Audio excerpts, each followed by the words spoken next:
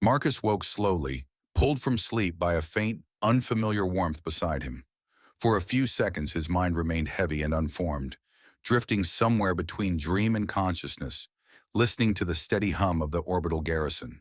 The sound of the station was constant, ventilation systems breathing like a giant sleeping animal, distant engines pulsing through the structure, the occasional metallic creak as temperature regulators shifted the outer hull. It was a sound every soldier learned to ignore, but the warmth beside him was not part of the station. His eyes opened. At first he thought he was still dreaming. Someone was lying in his bed, wrapped in his blanket, one arm tucked beneath the pillow, as if she had been sleeping there for hours. Long strands of dark hair spilled across the fabric, and just visible against the pillow were the unmistakable long, elegant ears of an off-worlder. Marcus blinked once. Then again, slower this time, as if the second blink might rearrange reality into something more reasonable. It did not. Commander Kyreth was asleep in his bed. For several seconds, Marcus did not move. His thoughts assembled themselves in fragments. Perhaps he had entered the wrong quarters. Perhaps this was not his bed. Perhaps he had died during the night and this was some elaborate hallucination engineered by the afterlife to confuse him. He slowly turned his head and looked at the familiar dent in the wall where he had once dropped a field toolkit. It was definitely his room, which meant that was definitely Commander Kyreth. Marcus exhaled slowly, careful not to make a sound. The commander's face was turned slightly toward the wall, her expression completely unguarded in sleep. Without the sharp focus of her usual gaze, she looked younger, almost fragile. The severe lines that normally defined her expression were gone, replaced by a quiet stillness. It was deeply unsettling. Kyreth was known across 3 sectors for her precision and discipline. Soldiers joked, quietly and never within several decks of her, that she probably slept standing at attention. The idea that she might accidentally collapse into a subordinate's bed was so absurd that Marcus almost laughed aloud. Almost. He carefully sat up, moving slowly so the mattress would not shift too much. The blanket rustled faintly. Kyreth stirred, her brow tightening for a moment, and Marcus froze completely, holding his breath. She made a quiet sound, something halfway between a sigh and a word, then settled deeper into the pillow. Marcus let out the breath he had been holding and rubbed his face. This was a problem, a very large problem, possibly the largest problem he had ever encountered that involved blankets. He considered his options. Option 1, wake her immediately. This carried significant risk, including but not limited to being vaporized by a commander who realized she had spent the night in a soldier's bed. Option 2, leave quietly and pretend none of this had happened. Unfortunately, this required walking across the room, opening the door, and hoping Kyreth did not wake at the exact moment he reached the threshold, which would make him appear as though he were fleeing the scene of an extremely confusing crime. Option 3, remain perfectly still and hope reality corrected itself.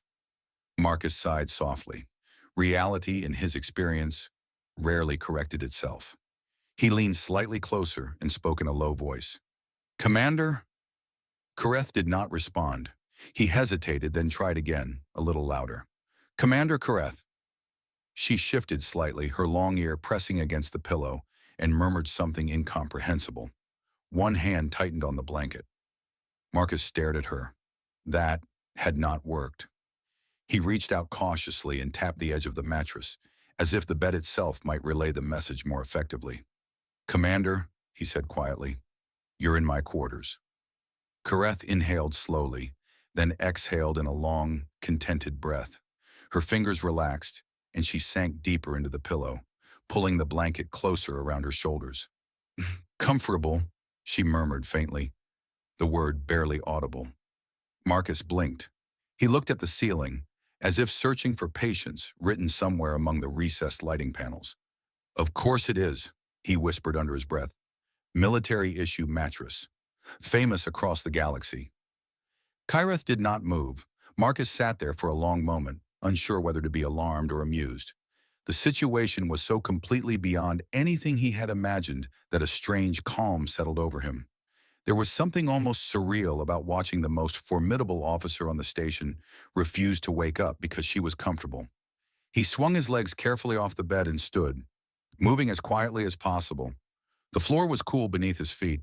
He poured himself a cup of water from the dispenser, the faint hiss of the unit sounding unnaturally loud in the silence. Kyreth stirred again, but did not wake. Marcus leaned against the wall, watching her for a moment. Even in sleep, there was a faint tension in her posture, as if some part of her remained on guard, unwilling to surrender completely to rest. It was subtle, but once noticed, it was impossible to ignore. He found himself wondering how long it had been since she had truly slept. The thought lingered in his mind, quiet and persistent. Outside, somewhere deep in the structure of the station, a distant announcement echoed through the corridors, marking the beginning of the duty cycle. The artificial dawn lighting brightened slightly, casting a pale glow across the room. Kyreth groaned softly and turned onto her back, blinking slowly as the light reached her eyes. For a moment she looked disoriented, her gaze unfocused as she stared at the unfamiliar ceiling. Then awareness arrived all at once.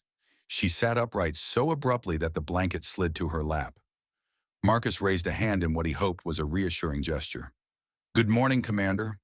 Kyreth stared at him. If silence could freeze the air, the room would have turned to ice.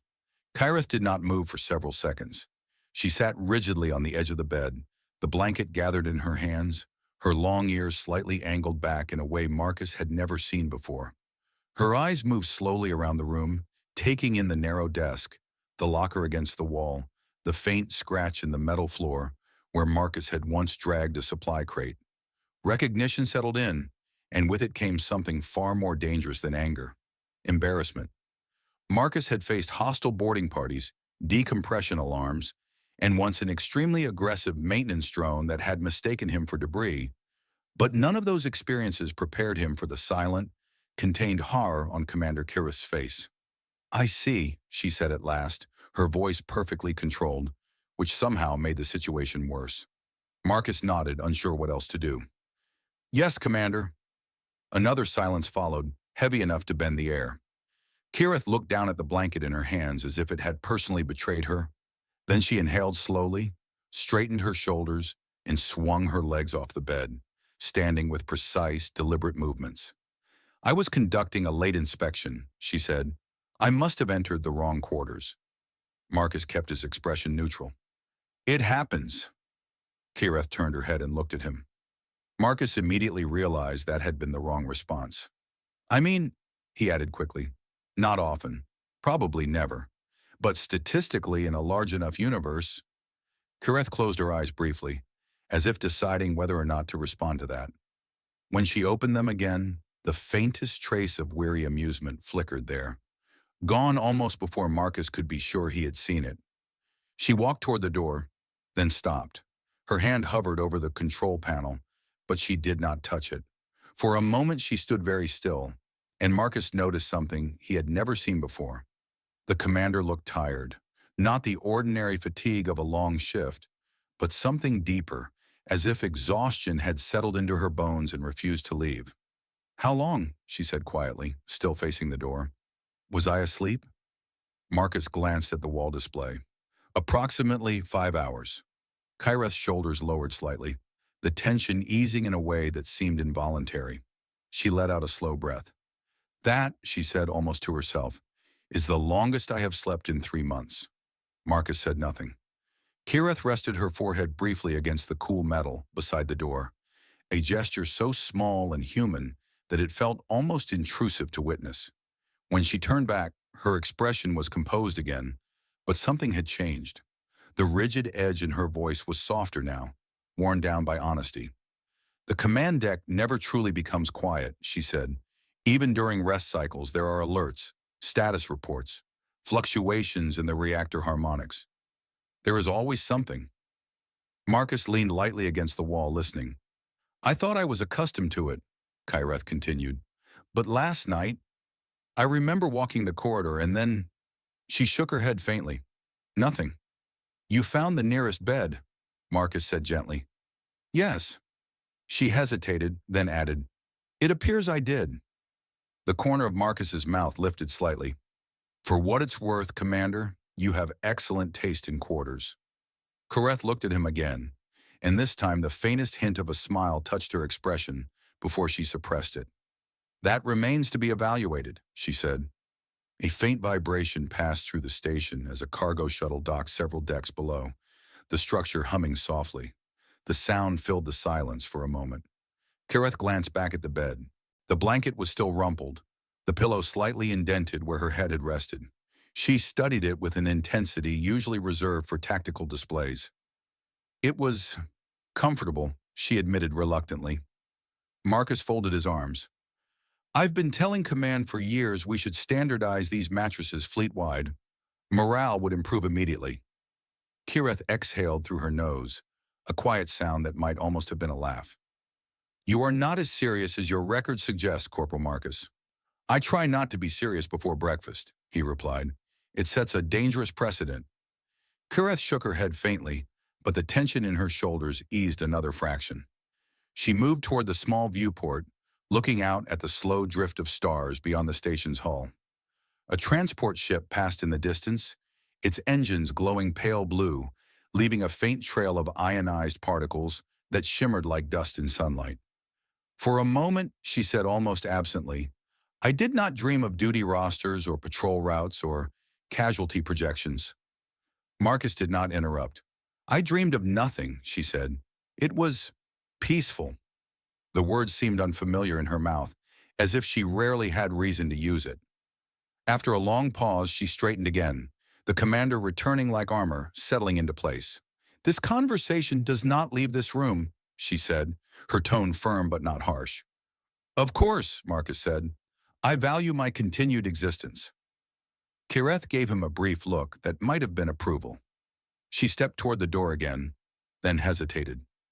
"If," she said slowly, as though the words themselves required effort, "I were to require temporary quiet in the future." Marcus raised an eyebrow. Kyreth's ears tilted back slightly, and she looked, for the briefest instant, uncertain.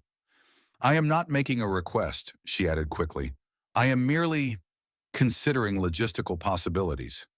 "Of course," Marcus said solemnly. "Purely logistical." Another faint pause passed between them, filled with the distant hum of the station. Kyreth inclined her head once, a gesture of acknowledgement that felt almost personal, then opened the door. As she stepped into the corridor, she stopped and spoke without turning back. "Your quarters," she said, "are indeed quiet." Then she was gone, the door sliding shut behind her with a soft, final sound. Marcus stood there for a long moment, staring at the closed door. Then he looked at the bed, still slightly warm, and shook his head slowly. "Well," he murmured to the empty room, "that was not in the training manual." The routine of the station returned quickly, as it always did. Patrol rotations, equipment checks, endless corridors filled with the quiet rhythm of duty. Yet for Marcus, something subtle had shifted. Every time footsteps passed his door in the late hours of the cycle, he found himself listening, half expecting a knock that never came. Several days passed. He almost convinced himself the entire incident had been a strange one-time accident, the kind of thing that happened only when exhaustion overruled even the strongest discipline. Commander Kyreth resumed her usual presence on the command deck, precise, distant, and composed. If she felt any embarrassment about that morning, she gave no sign of it in public. Orders were issued with the same calm authority. Inspections were as thorough as ever. And yet Marcus noticed something small. Once during a corridor briefing, Kyreth paused for a fraction of a second, as if losing her train of thought before continuing. It was so slight that no one else reacted, but Marcus saw the faint tension in her jaw, the almost imperceptible effort to remain perfectly controlled. Exhaustion, he thought. That evening, Marcus returned to his quarters after a maintenance shift in the outer docking ring. His uniform smelled faintly of coolant and metal dust, and he was too tired to bother with the dispenser meal units. He sat on the edge of the bed, pulling off his boots, listening to the low hum of the station. Then came a quiet sound at the door. Not a knock exactly, more like hesitation. Marcus looked up. The door panel remained dark for a moment, and he wondered if he had imagined it. Then the soft chimes sounded, almost tentative. He stood and crossed the room, pressing the control. The door slid open. Commander Kyreth stood in the corridor. For a moment, neither of them spoke. The lighting in the passageway cast soft shadows across her face, and Marcus noticed again the faint signs of fatigue beneath her composure. "Commander," he said. "Corporal?" she replied. Another brief silence passed, filled with the distant echo of footsteps somewhere far down the corridor. Kyreth cleared her throat very slightly. "I was passing this section of the station," she said in a tone that suggested she was fully aware of how unconvincing that sounded. "And I thought it efficient to confirm that your quarters remain structurally sound after the recent docking vibrations." Marcus blinked once. "Of course," he said. "Very important to verify structural integrity, especially the mattress." Kyreth gave him a look that was almost severe, but the corner of her mouth twitched faintly. "May I enter?" she asked. Marcus stepped aside. "Yes, Commander." She walked in slowly, her gaze moving briefly around the room, as if reacquainting herself with it. The faint, steady quiet of the quarters seemed to settle around her almost immediately. Marcus noticed the way her shoulders lowered, just slightly. "I will not remain long," she said. "Understood." Kyreth stood there for a moment, then looked at the bed. Marcus followed her gaze. "Well," he said lightly, "it hasn't gone anywhere." Kyreth exhaled softly, and some of the tension in the room eased. She sat on the edge of the bed, her movements careful, as if unsure of the boundary she was crossing. For several seconds she simply sat there, hands resting loosely in her lap, eyes unfocused. Marcus pretended to busy himself at the small console, adjusting a display that did not need adjusting. The faint clicking of the interface filled the silence without breaking it. After a while, Kyreth spoke. "Do you ever find," she said slowly, "that silence can feel louder than noise?" Marcus glanced at her. "Sometimes," he said, "but usually only when I'm trying to sleep and my mind decides to replay every embarrassing thing I've ever done." Kyreth looked at him, puzzled. "Such as?" Marcus hesitated. "I once saluted a cargo crate for a full 3 seconds before realizing it was not an officer." Kyreth stared at him. "It had very sharp corners," Marcus added defensively. "From a distance, in poor lighting." A quiet sound escaped her, unmistakably a laugh, though she quickly suppressed it, covering her mouth with one hand as if the reaction had surprised even her. "I see," she said. "A formidable opponent." "I still believe it was judging me," Marcus said gravely. The faint humor lingered in the air, softening the edges of the moment. Kyreth leaned back slightly, resting her hands on the mattress, and closed her eyes for a moment. The change was immediate. The tightness in her posture eased, her breathing slowing as if her body recognized the quiet and responded without permission. Marcus turned away again, giving her space. Minutes passed. The station hummed softly, distant and constant. Somewhere far away, a docking alarm sounded briefly, then faded. The artificial gravity emitters adjusted with a faint, almost imperceptible vibration. Kyreth's head tilted slightly to one side. Her eyes remained closed. Marcus glanced over. She was asleep. He watched her for a moment, struck again by how different she seemed, without the weight of command pressing on every movement. The severe lines of her expression softened, and her long ears rested naturally against her hair, no longer angled in alertness. Marcus moved quietly to the chair near the desk and sat, careful not to make any sound that might wake her. Time passed in silence. At one point, Kyreth shifted slightly, murmuring something too faint to understand, and pulled the blanket closer around her shoulders without waking. Marcus shook his head faintly, a small smile forming despite himself. "Well," he whispered to the empty room. At least this time she knocked. Marcus did not remember falling asleep in the chair. One moment he had been listening to the steady rhythm of the station, watching the slow rise and fall of Kyreth's breathing, and the next he was waking to the pale glow of artificial dawn creeping through the viewport. For a brief, disoriented second he thought he was still dreaming, because Commander Kyreth was still in his bed, asleep, one arm loosely draped over the blanket as though she had not moved in hours. Then the stiffness in his neck reminded him this was very real. Marcus rubbed his face and stretched carefully, trying not to make noise. Kyreth stirred slightly at the faint creak of the chair, her brow tightening, but she did not wake. Instead, she shifted onto her side, pulling the blanket closer, her long ear pressing gently against the pillow. Marcus shook his head faintly. The most disciplined officer in the sector, refusing to wake up twice in the same week. If anyone had told him this a month ago, he would have requested a medical evaluation for them. The station's morning cycle announcement echoed faintly through the walls, a calm, synthetic voice listing duty rotations and atmospheric adjustments. Kyreth's eyes opened slowly. For a moment, she simply lay there, staring at the ceiling, as if deciding whether or not to rejoin reality. Then she sat up. Marcus raised a hand. "Good morning, Commander." Kyreth looked at him, then at the blanket, then around the room. The realization arrived more gently this time, without the sharp jolt of the first morning. "I appear," she said slowly, "to have conducted another structural inspection." Marcus nodded solemnly. "And the results?" Kyreth considered this, then said, "The mattress continues to meet operational standards." Marcus coughed, disguising a laugh. Kyreth swung her legs off the bed and stood, stretching slightly before she seemed to remember herself and stop, her posture returning to its usual precision. But Marcus noticed the faint easing in her shoulders, the way her movements were less rigid than they had been days ago. "How long?" she asked. "Almost 6 hours." Kyreth exhaled quietly, and this time she did not try to hide the relief in the sound. "That," she said, "is significant." Marcus leaned back in the chair. "You know, at this rate, we may have to file a report. Commander achieves sustainable sleep cycle. Entire fleet shocked."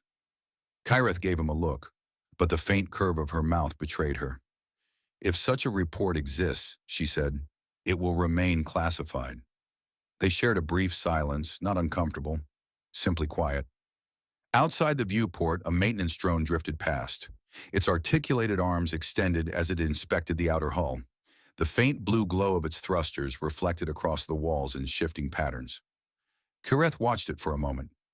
"Do you ever feel," she said, "that this station never truly stops moving? Even when everything appears still?" Marcus nodded.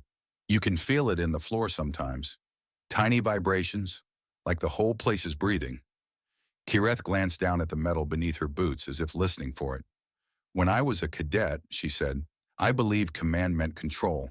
That if I worked hard enough, stayed vigilant enough, I could prevent every failure." "And now?" Marcus asked. Kyreth was quiet for a moment.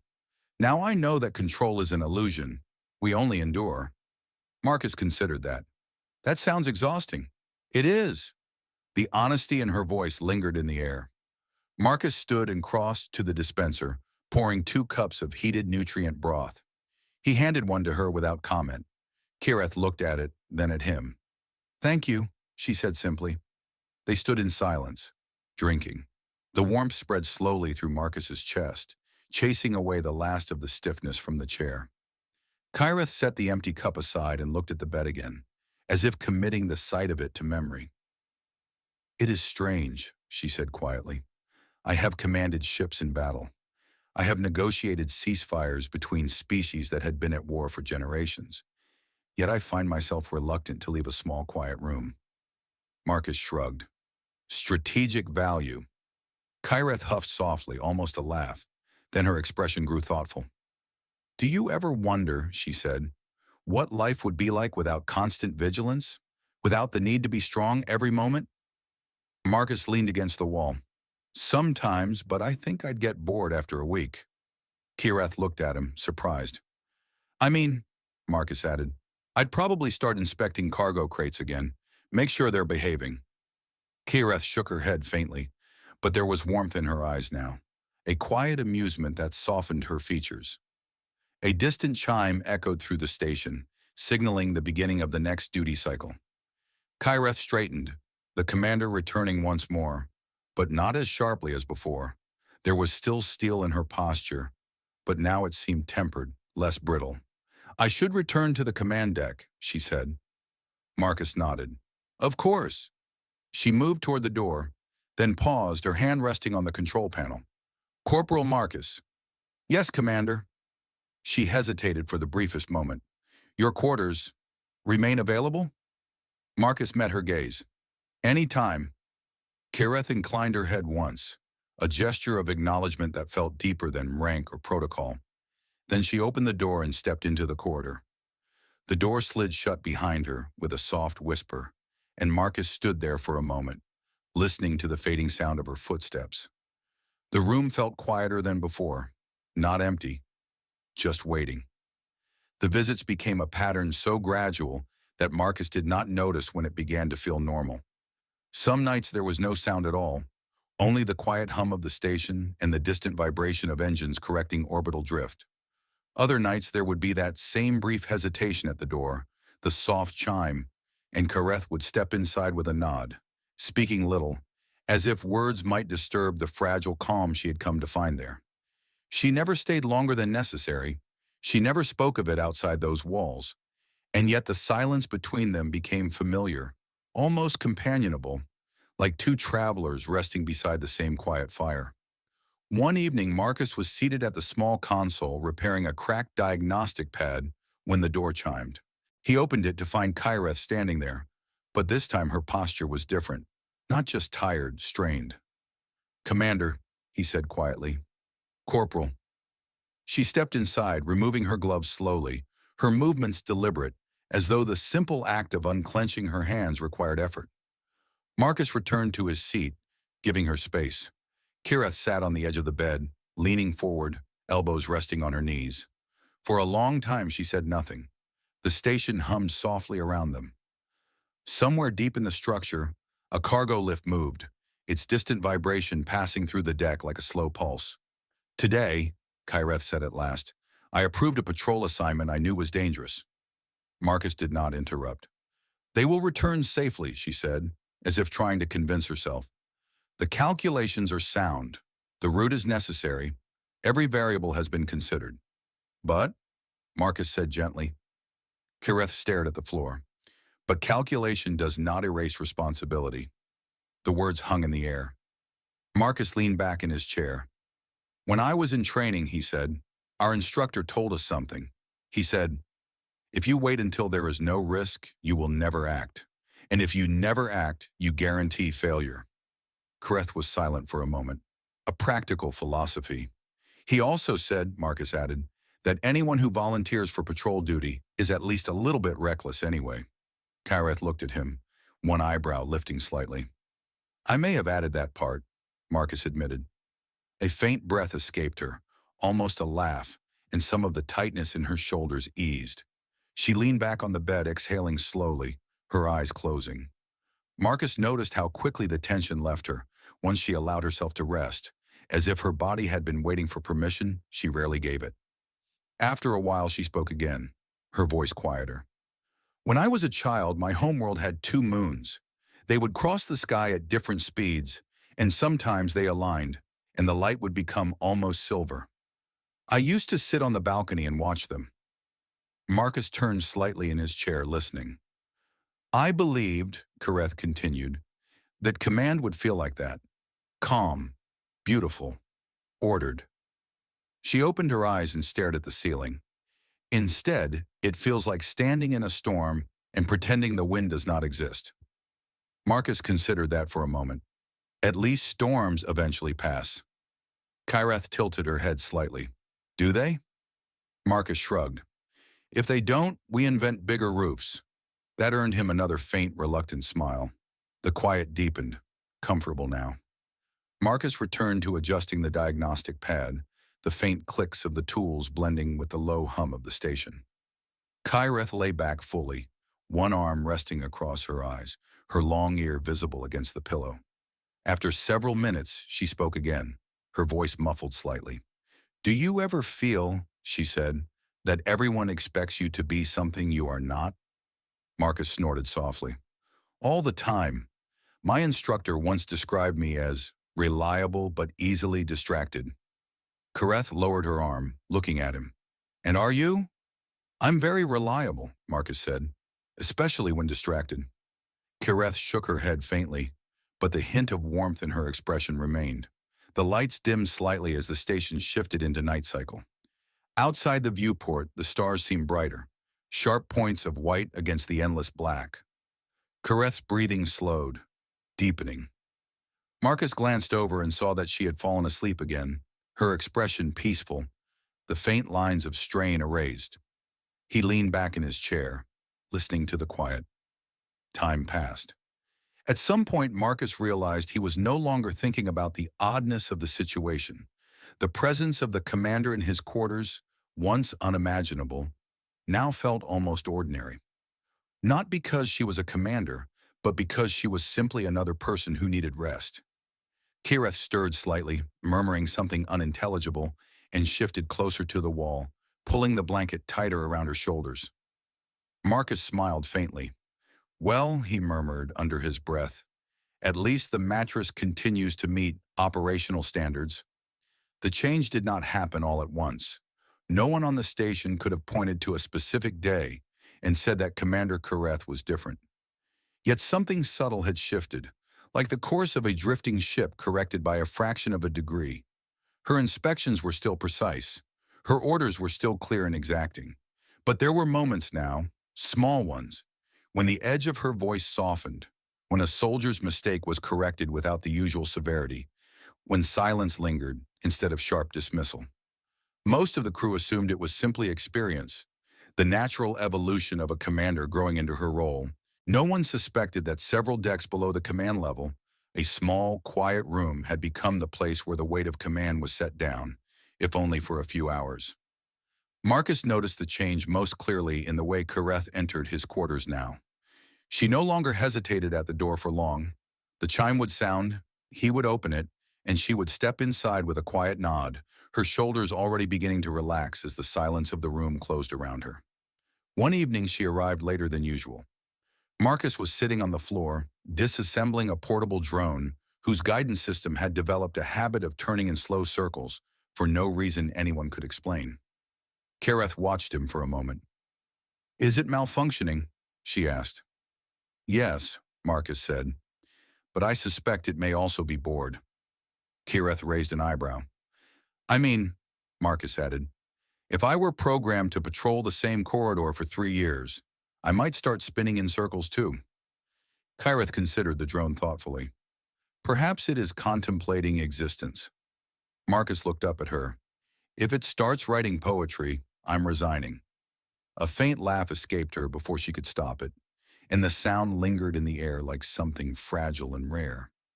She sat on the edge of the bed, watching as Marcus reassembled the drone. The small machine emitted a soft chime as its systems restarted, then hovered unsteadily for a moment before drifting in a perfectly straight line across the room. "Well," Marcus said, "either I fixed it or it has achieved enlightenment." Kyreth shook her head faintly, but the quiet amusement remained in her eyes. After a while, the humor faded, and the silence deepened. Kyreth leaned back against the wall, her gaze unfocused, her expression thoughtful. "There was a transmission today," she said after a long pause, "from a frontier outpost, a reactor failure. They lost half the station before containment fields could stabilize the core." Marcus set the drone aside. "Were there casualties?" "Yes." The word was quiet, heavy. "I sent the orders that routed supply ships away from that sector last week," Kyreth said. "If they had arrived earlier, the engineers might have had the parts they needed to prevent the failure." Marcus was silent for a moment. "Or they might not have," he said gently. "You can't see every outcome." Kyreth looked down at her hands. "A commander is expected to." Marcus shook his head. "A commander is expected to try." The distinction seemed to linger in her thoughts. She lay back slowly, staring at the ceiling. The tension in her face softened as the quiet settled around her, the ever-present hum of the station fading into the background. "On my homeworld," she said after a while, "there is a tradition. When someone carries too much burden, they are told to place a stone in the river." Marcus leaned back against the wall, listening. "The river carries the stone away," Kyreth continued, "not because the burden is gone, but because it is no longer carried alone." Marcus was quiet for a moment. "That sounds like a very efficient river." Kyreth turned her head slightly, the corner of her mouth lifting. "It is also very cold." "I would have guessed." Silence returned, but it was not heavy now. It was calm, like the stillness of deep space between stars. Kyreth's breathing slowed, and Marcus knew she was drifting towards sleep. He dimmed the light slightly, the room falling into a soft, muted glow. Just before her eyes closed completely, Kyreth spoke again, her voice barely above a whisper. "You never ask why I come here." Marcus considered that. "I think I know why." "And what is that?" He shrugged. "Because it's quiet.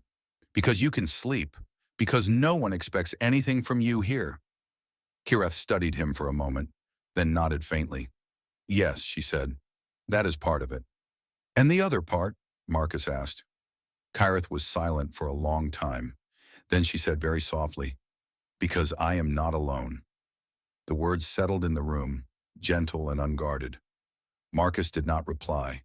He simply leaned back, listening to the quiet, as Kyreth's breathing deepened and the steady rhythm of sleep returned. Outside the viewport, a distant ship passed, its engines glowing faintly as it slipped into the darkness between stars. And for the first time in many months, Commander Kyreth slept without dreaming of storms. The station had entered a rare period of calm. No incoming distress calls, no emergency drills, no unexpected system failures demanding immediate attention. Even the engines seemed to hum more softly, as if the vast structure itself had decided to rest. Marcus noticed the change in the way people walked the corridors. Shoulders were less tense.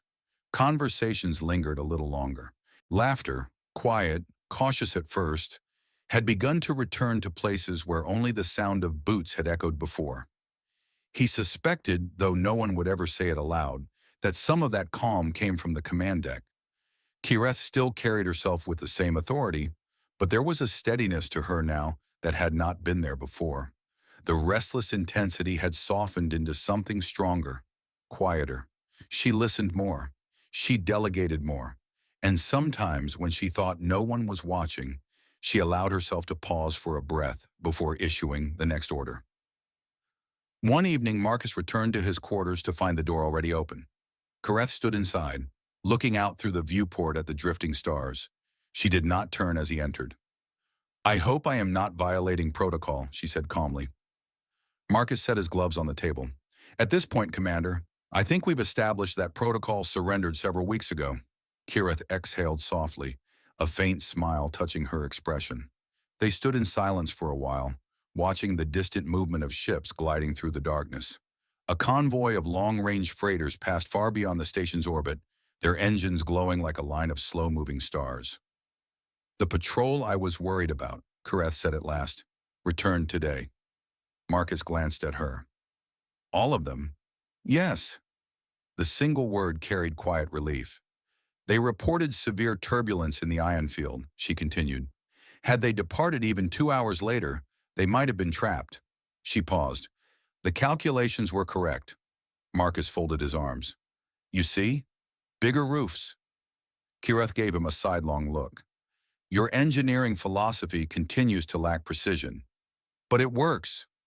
For a moment they simply stood there, and Marcus realized how different this felt from the first morning she had awakened in his bed, frozen with embarrassment and exhaustion.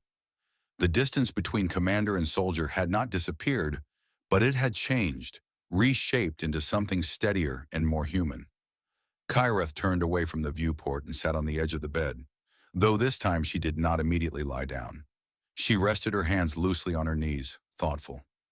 "When I first came here," she said slowly, "I believed strength meant never bending, never stopping, never allowing anyone to see weakness." Marcus leaned against the wall listening. "I was wrong," Kyreth said. "Strength is not refusing to bend. It is knowing when to rest so that you do not break." The words were quiet, but they carried the weight of something hard-earned. Marcus nodded. "Took me years to learn that one, though in my case it mostly involved falling asleep during maintenance briefings." Kyreth looked at him, one eyebrow lifting. "In my defense," Marcus added, "they were extremely boring briefings."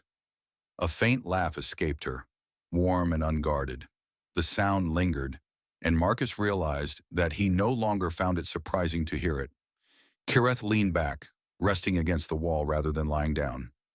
"I may not need to sleep tonight," she said. "Not yet." "That's new," Marcus said. "Yes." She looked at her hands, then at the quiet room around her. I am no longer as tired. Marcus considered that, then nodded. Good. They sat in silence for a while, the kind that did not need to be filled. Outside, the stars drifted slowly, endless and patient. After some time, Kyreth spoke again. I have reassigned the command quarters. Marcus blinked. Reassigned? Yes, I have moved my rest cycle to a smaller chamber on the lower deck, farther from the operational noise. Marcus tilted his head. That sounds suspiciously like a sensible decision. I am attempting to make more of those, Kyreth said dryly. And the old quarters? They will be converted into an auxiliary planning room. Marcus nodded slowly. The fleet will be disappointed to lose such an impressive bedroom. Kyreth gave him a look of mock severity. I will ensure the mattress receives full honors. They both laughed quietly, and the sound felt easy, natural. The silence that followed was calm, but different now. Not the fragile quiet of exhaustion, but the steady stillness of someone who no longer needed to run from their own thoughts. At last Kyreth stood. I should return to the command deck, she said. Marcus nodded, though part of him felt the faintest sense of loss at the thought of the room returning to its old solitary quiet. Kyreth paused at the door, her hand resting on the control panel. She turned back, studying the room for a moment. The narrow desk, the chair by the wall, the bed where she had first collapsed in exhaustion without even knowing where she was. This place, she said softly, helped me remember something I had forgotten. Marcus waited. How to be still, she said. Then she inclined her head, not as a commander acknowledging a subordinate, but as one person acknowledging another. Thank you, Marcus. He nodded once. Anytime, Commander. Kyreth opened the door and stepped into the corridor. The door slid shut behind her, leaving Marcus alone with the quiet hum of the station. For a long time he stood there, listening to the steady rhythm of the engines, the faint vibration of distant movement, the endless breathing of the great structure that carried thousands of lives through the dark. The room was quiet, but it no longer felt empty.